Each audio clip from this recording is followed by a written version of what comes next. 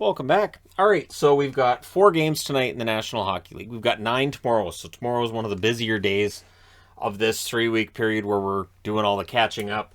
And maybe a minor surprise or two here and there tonight, but not a lot. Let's go ahead and jump into it. We'll talk about Detroit and Minnesota first, a game that almost didn't fit in this column of the board because a lot of goals. And the Minnesota announcers called it early. And you know what's funny is that with my center ice package now on TV, they seem to just be giving one feed, and it's usually the home feed. So I didn't have the option to watch another feed if that feed was provided. So it's Nedeljkovic versus Kakkonen in this one. Rush chance for Kaprizov. Save is made there. Some good back and forth. And then Larkin scores from Seider at 127. So we had chances at both ends of the ice, and Detroit buries theirs. And on that play, Jordy Ben fell down, which definitely helped Larkin go in and get that goal. Wings then get a power play, but the power play backfires. There's a shorthanded chance for Duhaime that was saved. Fiala has a break shorthanded as well. That was defended, and that power play is killed off. But then Lindstrom with his first NHL goal. Finally, Gustav Lindstrom. I like the player a lot. I'm glad he gets a goal. He makes it 2-0 for Detroit from Bertuzzi and Stahl at 4:01. It was a screenshot, and it was only the third shot of the game for Detroit. So they scored twice on their first 3 shots. Rough start to the night for Kakkonen. He would bounce back. And then Boldy answers at 5:29 from Fiala and Gaudreau, and this is where I'm thinking, okay, so I may run out of board space. And then the Wild press. They draw themselves a power play. They score on it. It's Boldy with his second goal in a row from Zuccarello and Spurgeon at 8:04. And it was a perfect tip by Boldy. This kid is going to be fantastic in the National Hockey League. May not be in the running for Calder or anything like that, but this kid's going to be special. Wings get a power play. That was killed off really well by the Minnesota Wild. The Wild then get another power play. That was a no. Suter has a rush chance on a turnover. That was saved. And in the last minute, there's pressure by the Wings. But it's 2-2 after 1. Second period. Fiala has a rush chance. Fires high on that. Zuccarello with a rush. He misses wide. Really strong first 5 minutes for the Wild. They score 6 seconds left in those 5 minutes of 4:54. It's Kaprizov from Zuccarello. So they get the lead, and they were playing really well. The Wild press again at 7.5 minutes. We then had Stetcher against Duhaime. The Wings come out of that with a power play. There was a bunch of stuff that went on that shift. And so we end up with a power play for Detroit. The Wild did kill that off. So power plays tonight. One team had a very good power play, and the other, not as much. So Fiala has a chance that's saved. There was a lot of momentum for the Wild at this point. Hartman misses one high and wide. Hartman committed tonight, really snake bit. He had a decent night, though. Wild press, they draw a power play again with that, and they score on it. And it's Boldy with his second power play goal of the game, his third goal of the game overall, his first National Hockey League hat trick. That's from Spurgeon and Zuccarello at 18:15. And then with 8.5 seconds left, the Wild get their fourth power play. So there's a lot of power plays in this game. Third period, Seider has a chance kicked aside. The Wild would finish the kill. The Wings press at 3 minutes. Eriksson X denied and close.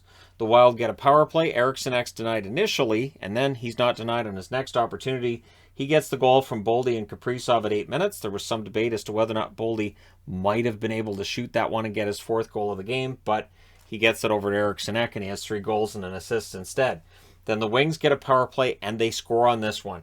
It's Raymond from Larkin and Seider at 9:43. So that makes it close, right? So, the Wild make it interesting late, or the Wings make it interesting late. Either the Wings had a really good third period or the Wild sat back. You can make the call on that. Early goalie pull by the Wings. Then with 4 minutes left, they get a power play. It was initially awarded as a 4-minute penalty. It was dropped to 2. So that's killed off. It becomes a 6-on-5.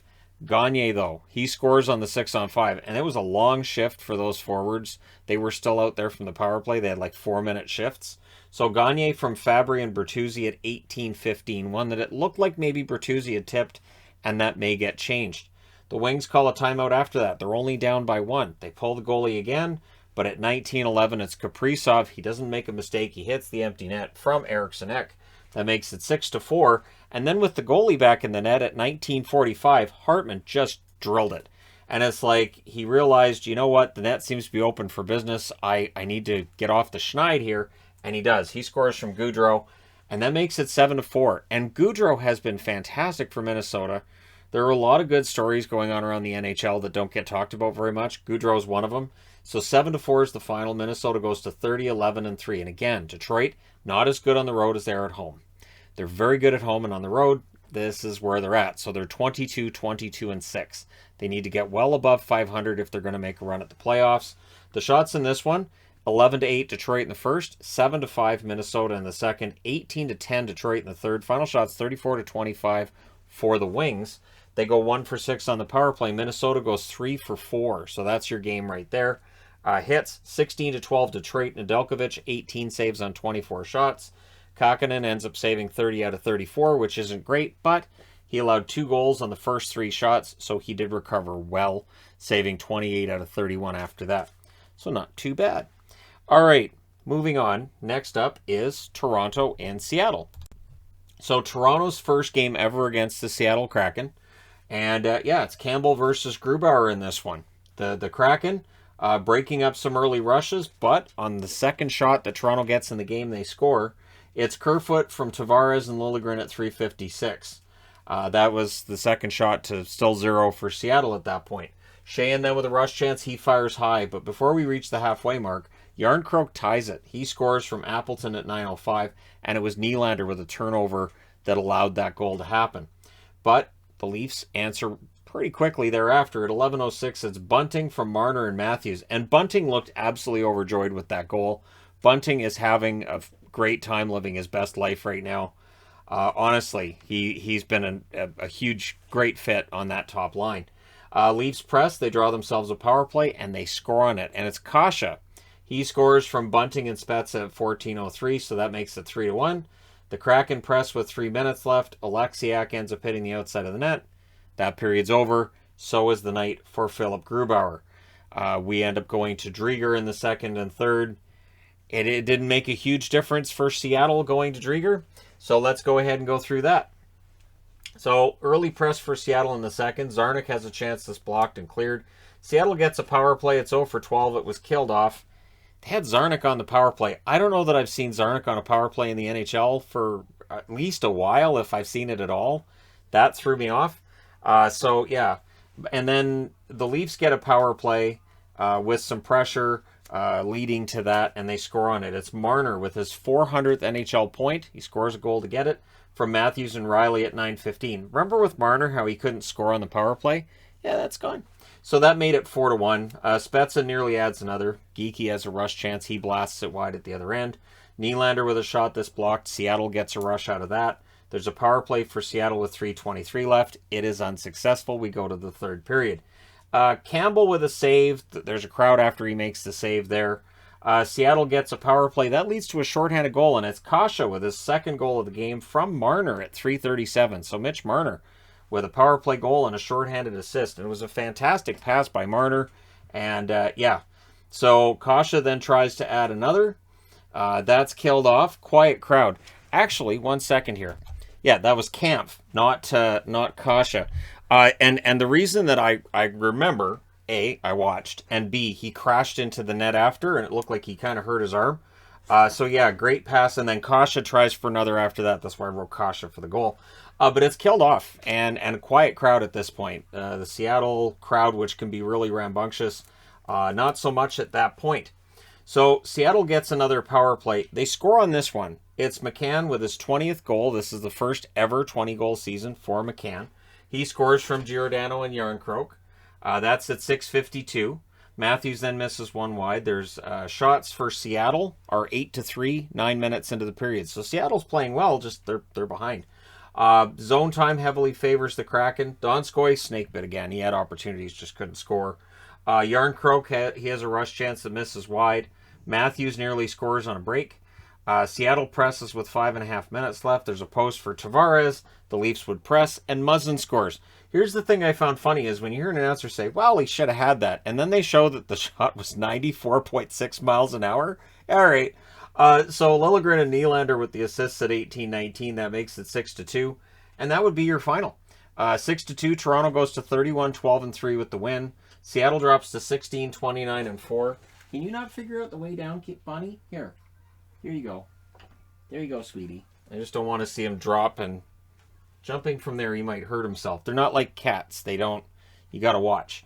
So the shots in this one were 11-6 Toronto in the first, 8 apiece in the second, 11-6 Seattle in the third. Both teams had 25 shots. Power plays, Toronto 2 for 2, very efficient. Seattle 1 for 4, but they allow the shorthanded goal as well. Hits 18-17 for Seattle. Campbell 23 saves on 25 shots. Grubauer saved 8 out of 11. Drieger saves 11 out of 14. Goaltending / defense are still an issue for Seattle. They're 16-29-4, and yeah, it's been a long season for them already, and there's still a lot of time left. All right, moving along. Chicago. So the Blackhawks tonight, they go in against Winnipeg, and honestly, Marc-Andre Fleury, he played very, very well. It was him versus Hellebuck. Early chance for Lafferty, that was saved. Hawks had the early edge. DeBrincat has a blast that saved and held. The shots are 5-2 for Chicago at 7 minutes. But the Jets would get a power play. Connor couldn't bury one. That power play's killed off, but they get some momentum out of that. Murphy clears one from the crease. Morrissey has a blast that saved and held. Connor has a net feed that's blocked. The Jets would press. It's scoreless after one, but the Jets had a decent period after a slow start. Second period, early press by the Hawks. Kopp then has a rush chance. Fleury saves on that. Dillon fires one wide. Perfetti was nearby on that one, so he may have been trying to do the slap pass to Perfetti, that shot pass that we see a lot now. Hawks get a power play. There was a shorthanded break for Lowry, and Fleury poke checked him or threw his stick at him. So as a goaltender can poke check, but if they let go of their stick and throw it at the guy, that's a penalty or penalty shot. So I don't know. You can watch the replay. I thought it was close. A little bit close, but either way, he does prevent there from being a shorthanded goal there. Jets did kill that off. The shots were 4-1 for the Jets at 8 minutes. They had the momentum, and then Chicago scores. It's Kane from Dock and McCabe at 10:20. The Hawks then try to add another. The momentum was on their side at that point. I really shifted after the goal. Kane had a sharp angle shot that goes high, and in the last minute, Chicago presses. So they come out of that second period up 1-0. Likely feeling pretty good about themselves. Third period, Jets press at 2 minutes. Lowry can't bury one from in close. The Hawks press at 5.5 minutes, and Scheifele gets the Jets on the board from Schmidt and Wheeler at 6:17. But you still get the feeling that the Hawks not quite done. So Doc has a rush chance that's saved. Fleury saves on a blast from Connor. Dubois misses one as the Jets press, and then it's DeBrincat at 9:42. So the Hawks go back into the lead. And for the Jets, it just didn't feel right. They just felt kind of off tonight. So the next DeBrincat shot deflects out. Kopp had a wraparound chance that wouldn't go. Kane had a rush chance that was denied by Hellebuck. Reichel with a net feed wouldn't go. So the Hawks, they did a good job of keeping Winnipeg away from the net and making sure their shots were from the outside late. Goalie pull with 2 minutes left. The Hawks, they ice it with 1:31 left. There weren't really any good looks for the Jets 6-on-5. They didn't really get much. Even coming out of that icing, they didn't really get a lot. And then Hagel hits the empty net from Kane and Fleury at 19:04. Fleury may have been going for the empty net on that one, and he was lucky the puck deflects to Kane. Kane puts it to Hagel, and after Hagel hits the empty net, they all went back and high-fived Fleury. So Fleury might have been going for the empty net goal there. So your score's 3-1 for Chicago. They go to 18-24-7, simply playing spoiler. Winnipeg 20-18-8. So this is one of those losses that we look back at the end of the season. If Winnipeg ends up, say, 4 or 5 points out of a playoff spot, this is the kind of game we'll look back on and say that's kind of where you lose that.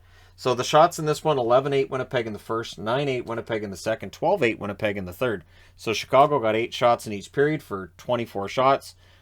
Winnipeg gets 32. Power plays, both teams 0 for 1. The hits 23-20 for Winnipeg. Fleury saves 30 out of 31. He was outstanding. And Hellebuck saves 21 out of 23. He was very good, but the other goalie at the other end of the ice was better. So, yeah, Fleury reminding people he's still around and increasing his value if Chicago decides to trade him. I think Fleury's done a very good job of showing he can still be one of the better goaltenders in the league. All right, after a slow start, too.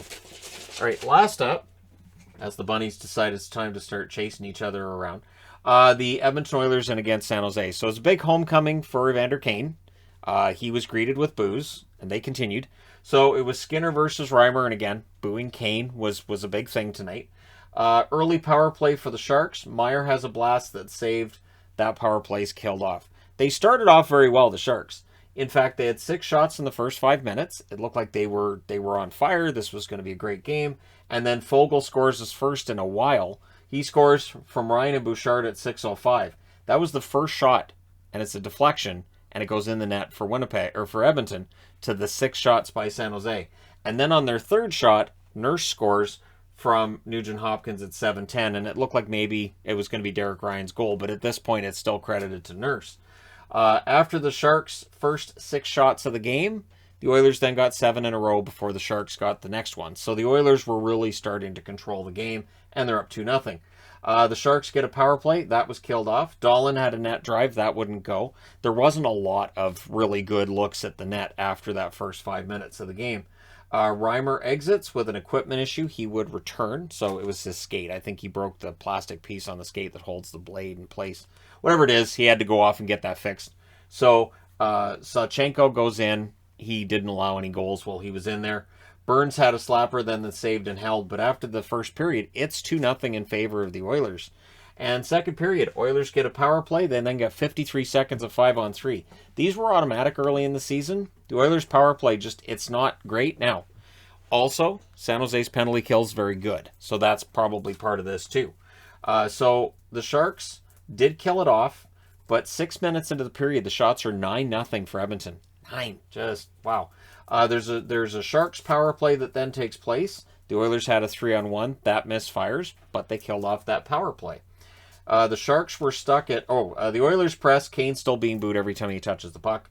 The Sharks were stuck at 2 shots with 6.5 minutes left in the period. Just, they were not... And they weren't great shots either. They were not getting really good opportunities on Skinner. So... the Oilers get a 4-minute power play. There were 2 penalties on the same play by Timo Meier.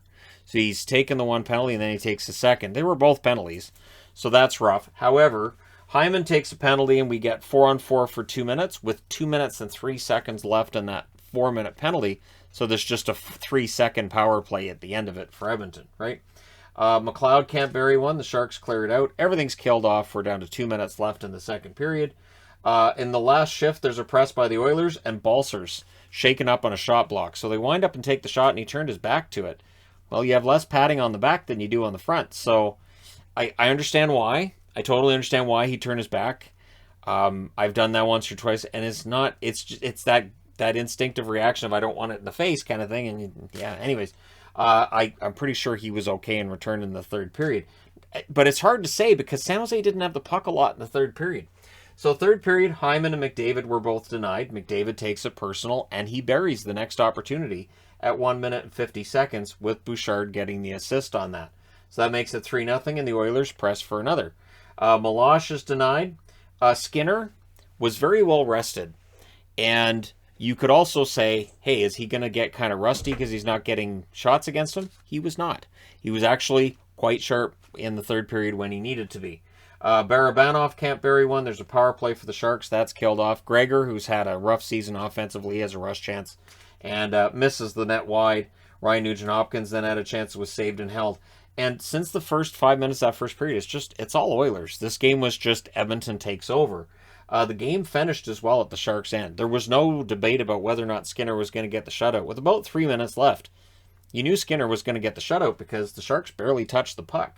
So your final score is 3-0. It's the first shutout for the Oilers this year, and it's the first shutout in the career of Skinner.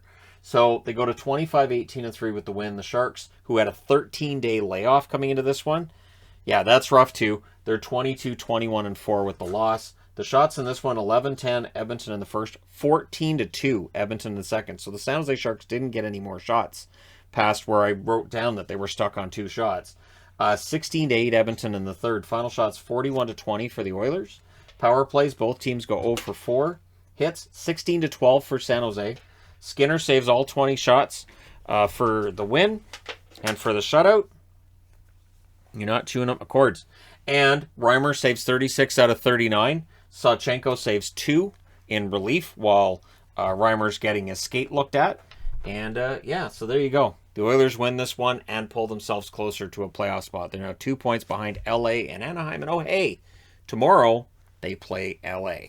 So that should be fun. I'm looking forward to that. Let me know your thoughts regarding these games in the comments section below as always. Don't forget to hit like and subscribe if you're browsing your way through. You just happened upon this video. Jet's trying to cause trouble. Anyways, thank you guys so much for watching, for all your support. I will talk to you again soon.